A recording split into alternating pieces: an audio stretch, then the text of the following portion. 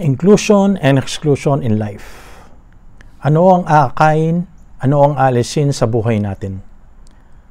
Upon reflecting on the gospel reading for today, this Sunday, taken from Mark chapter 9, it seems that Jesus Christ is conveying inclusion and exclusion in life. First, inclusion.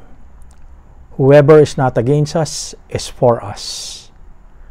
So when Jesus said this to John, as if Jesus is saying to John, you are not better off with somebody who is not following us, who is using my name to drive out demons. You are all sinners. We are all sinners. We all need a Savior. And Christ came for us.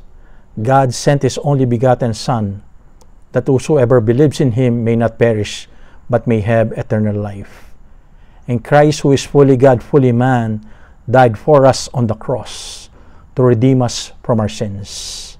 Thus, He says, whoever is not against us is for us. Inclusion. Include people in your life. Akayin ang kapwa-tao sa buhay natin. Because we are journeying to God. We are walking with other people in our walk with Jesus Christ. And we are all needing His grace, His mercy. We are all needing His power, His strength as we serve Him. Maybe you're driving out demons, serving in your church, serving in your communities. But we need to include people. Whoever's not against us is for us. Second, exclusion.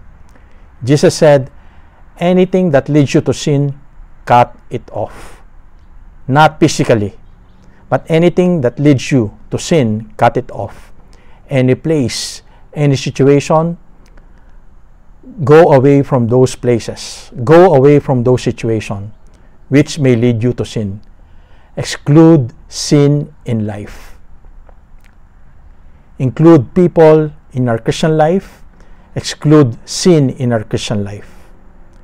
Ang kapwa-tao ay akayin. Ang kasalanan ay alisin sa buhay natin. Amen.